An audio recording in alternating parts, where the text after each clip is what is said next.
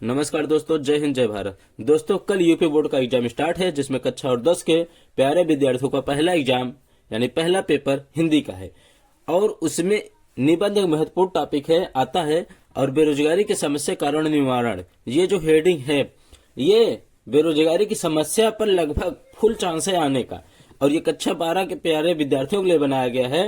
हो सकता है कक्षा 10 में भी आ जाए, लेकिन ये 12 में एकदम कन्फर्म है कि 12 में आ जाएगा। आपको लिखना कैसे है इसका एक एक डिटेल बताया गया है और उसमें आपको मटेरियल क्या लिखना है। चलिए, पहली हेडिंग है बेरोजगारी की समस्याओं कारण एवं निवारण। कारण एवं निवारण ये मेन हेडिंग है, आपको इसी पे लिखना हो सकता है सिर्फ बेरोजगारी की समस्या दे दे, ठीक है, तो इसमें आप कारण एवं निवारण अपने से लिखना पड़ेगा। अब देखिए प्रस्तावना में क्या होता है। पहली हेडिंग आपको प्रस्तावना डालनी है। बेरोजगारी समाज के लिए एक अभिशाप है। अभिशाप का मतलब यानी पाप है, ठीक है। बेरोजगार रहना भी एक पाप है। इससे न केवल व्यक्तियों पर बुरा प्रभाव पड़ता है बल्कि पूरे समाज पर बुरा प्रभाव पड़ता है। बेरोजगारी किसी भी देश के लिए विकास में एक बाधा है या बाधक है, ठीक है। कहने का मतलब यदि आप बेरोजगार हैं तो ये सिर्फ आप पे नहीं, आप जहां रहते हैं उस पूरे इलाके, उस पूरे गांव, पूरे समाज पर बुरा प्रभाव पड़ता है। आप घूमेंगे टहलेंगे, कोई काम नहीं है, इधर का उधर, उधर का इधर करेंगे, वही बोला है बुरा प्रभाव है बल्कि पूरे समाज पर बुरा प्रभाव पड़ता है। बेरोजगारी किसी भी देश के लिए, देश के विकास में एक बात है। कहने का मतलब यदि आप बेरोजगार हैं, आपके पास कुछ भी नहीं है करने को, तो देश का विकास, आपके गांव का विकास नहीं होगा, गांव का नहीं तो जिले का नहीं तो ब्लॉक का, इसी तरह टोटल इसी तरह देश का भी विकास नहीं होगा। अब अगली हेडिंग है बेरोजगारी का अर्थ। बेरोजगारी का मतलब क्या होता है, किसे कहते हैं बेरोजगारी। जब कोई व्यक्ति योग्य एवं शिक्षित होता है, यानी वो नौकरी करने के लिए योग्य है, शिक्षित है, पढ़ा लिखा है, लेकिन उसकी योग्यता के अनुसार उसे कोई काम नहीं मिलता है, तो उस अवस्था को बेरोजगारी कहते हैं तथा उस व्यक्ति को बेरोजगार कहते हैं। कहने का मतलब आप योग्य हैं, पढ़े लिखे हैं, लेकिन आप जो आपकी क्वालिफिकेशन है उसके अनुसार आपको नौकरी नहीं मिले, कोई काम नहीं मिल रहा है, तो उस अवस्था को बेरोजगारी कहते हैं तथा उस व्यक्ति को बेरोजगार कहते हैं, ठीक है। फिर अब समझिए, अब बेरोजगारी बढ़ने का कारण, देश में बेरोजगारी बढ़ने के निम्नलिखित कारण हैं, ये इतना लिखना है। फिर लिखना है पहली हेडिंग है पहला कारण जनसंख्या वृद्धि। ये बहुत बड़ी समस्या है। देश की जनसंख्या में तेजी से हो रही वृद्धि बेरोजगारी का प्रमुख कारण है। सही बात है भाई, अगर संख्या ज्यादा होगी, पता चला पोस्ट 10 पोस्ट हैं और नौकरी करने वाले 1000 हैं, तो 1000 में सिर्फ 10 मिला, 990 कहाँ गए। यही है, जितनी संख्या कम रहेगी उतने बढ़िया चांस रहेगा नौकरी में। लेकिन अब क्या करें, सरकार इस पर केयर नहीं कर रही है। सरकार क्या, जो हम जैसे लोग भी हैं वो भी नहीं केयर कर रहे हैं जनसंख्या पर। चलिए, वही बोला जनसंख्या पर नियंत्रण करना है, ठीक है। अब इसका जनसंख्या वृद्धि, देश की जनसंख्या में तेजी से हो रही वृद्धि बेरोजगारी का प्रमुख कारण है। अब दूसरा है कुटीर उद्योग में गिरावट। कुटीर उद्योग मतलब जो आपके गांव में छोटे मोटे जो उद्योग होते हैं, काम करने का बिजनेस जो होता है, उसी को कहते हैं कुटीर उद्योग। उसमें गिरावट यानी वो बंद होने लगे। कुटीर उद्योग में दिन प्रतिदिन काफी गिरावट हो रही है, जिसके कारण कारीगर बेरोजगार हो रहे हैं। जितने भी कार्य, चाहे कोई भी कुटीर उद्योग हो, छोटा मोटा जो गाँव में करते हैं काम, वही अब क्या हो रहा है, दिन प्रतिदिन गिरावट है, यानी धीरे धीरे बंद हो रहे हैं, जिसके कारण कारीगर बेरोजगार हो रहे हैं। बस इतना ये लिखना है, ठीक है, बहुत ही सरल है। अब उसके बाद आपको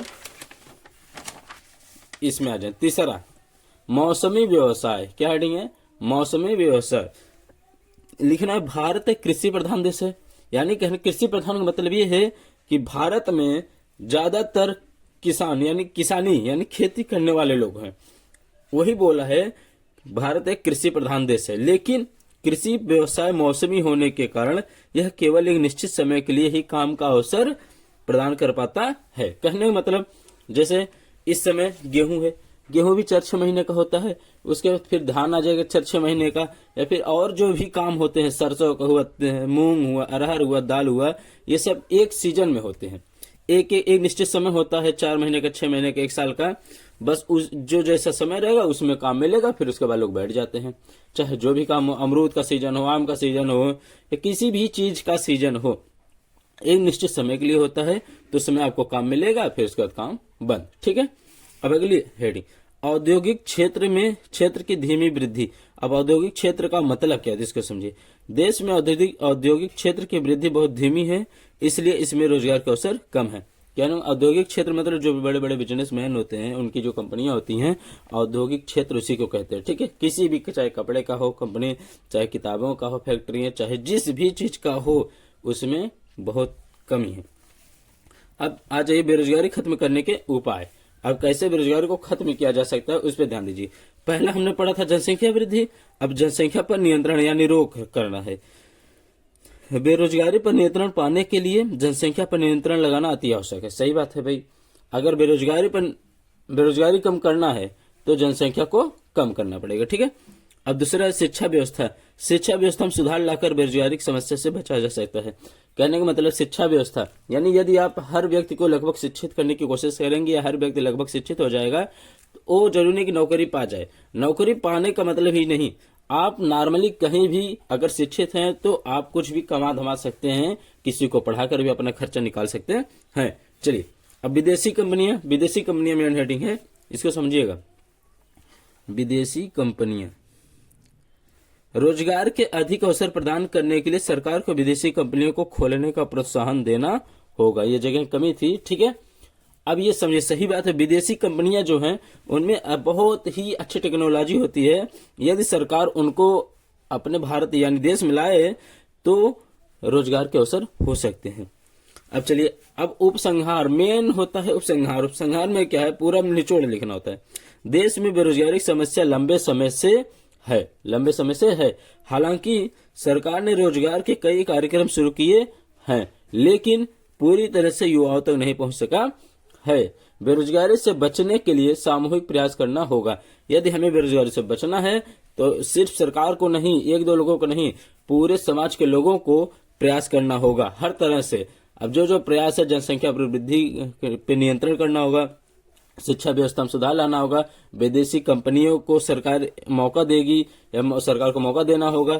इस तरह से कई कारण हो सकते हैं बेरोजगारी खत्म करने के। ठीक है दोस्तों, आप कुछ नहीं, बस इसको रट भी लेंगे तो आपका पक्का है कि 10 में से 9 नंबर तो कहीं नहीं गया। ठीक है, ये हो गया आपका सेकंड और पहली हेडिंग, पहला पन्ना ये था। ठीक है, बहुत ही अच्छे से समझाया गया है और बहुत सरल शब्दों का यूज किया गया है। आप एकदम रट लीजिएगा, कोई दिक्कत नहीं है। ठीक है, पूरा यही लिख दीजिएगा।